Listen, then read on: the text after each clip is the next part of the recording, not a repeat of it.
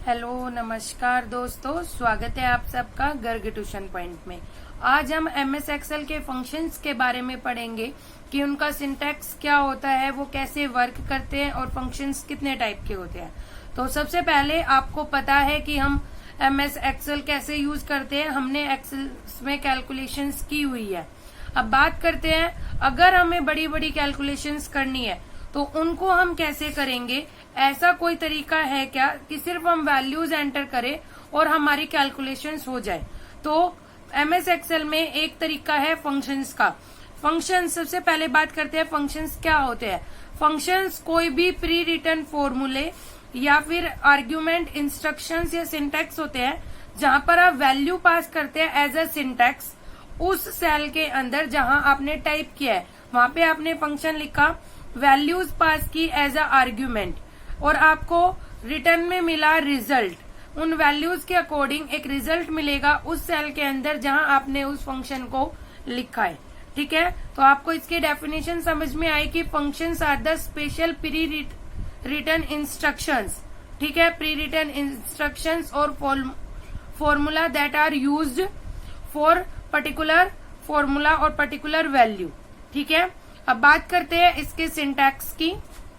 सबसे पहले हम जर्नल सिंटैक्स देखते हैं किसी भी फंक्शन का। तो किसी भी फंक्शन का जर्नल सिंटैक्स होता है, सबसे पहले इक्वल का साइन।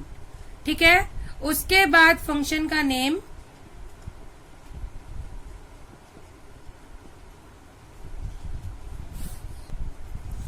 फंक्शन नेम के बाद आते हैं हमारे ओपन एंड क्लोज पैरेंथेसिस।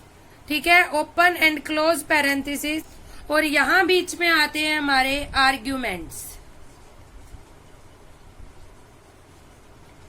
ये हमारा जर्नल सिंटैक्स होता है किसी भी फंक्शन का। इक्वल का साइन, देन फंक्शन का name, open braces, open parenthesis, arguments, then close parenthesis. ठीक है, फॉर एग्जाम्पल मान लीजिए हमें एवरेज कैलकुलेट करनी है, तो पहले आप इक्वल का साइन लगाएंगे, देन फंक्शन का नेम है हमारा एवरेज, तो हमने फंक्शन का नाम लिखा एवरेज। इसके बाद आर्ग्यूमेंट्स के देखिए हमारे टू टाइप्स हो सकते हैं। पहले आपने सेल की रेंज दे दी कि किस सेल से कहां तक जाकर हमें एवरेज निकालना है, या फिर दूसरा तरीका हो सकता है इक्वल एवरेज, और आप यहाँ आर्ग्यूमेंट्स की में डायरेक्ट वैल्यू पास कर दीजिए। आपने ये वैल्यू पास कर दी, इनका इन तीन वैल्यूज का आर्ग्यूमेंट, इन तीन वैल्यूज का एवरेज हमें निकाल के दे। तो ये क्या है हमारे, ये भी हमारा आर्ग्यूमेंट है और ये भी हमारा आर्ग्यूमेंट है। तो हमारे मेनली आर्ग्यूमेंट्स दो टाइप के होते हैं। फर्स्ट वन इज कांस्टेंट और सेकंड वन इज सेल। जो हमने यहाँ पर यूज किया है ये होता है हमारा कांस्टेंट। कांस्टेंट का मतलब वो वैल्यूज जो डायरेक्टली फंक्शंस में यूज की जाती है। जो हमने डायरेक्टली वैल्यूज लिखी है ये है हमारी कांस्टेंट, और हमने किसी सेल की रेंज दी है, कोई सेल स्पेसिफाई की है, तो ये कहलाती है हमारी सेल्स और रेंज। ठीक है फ्रेंड्स, आपको समझ में आया। जब हम फंक्शंस लिखते हैं तो हमें सबसे पहले फंक्शन का इक्वल का साइन, फंक्शन का नाम, ओपन पैरेंथेसिस, उसके बाद आर्ग्यूमेंट्स एंड क्लोज पैरेंथेसिस लिखने होते हैं। उसके बाद दो टाइप के हमारे आर्ग्यूमेंट है। First one is constant and second one is हमारा सेल और रेंज। ठीक है, आपको समझ में आया।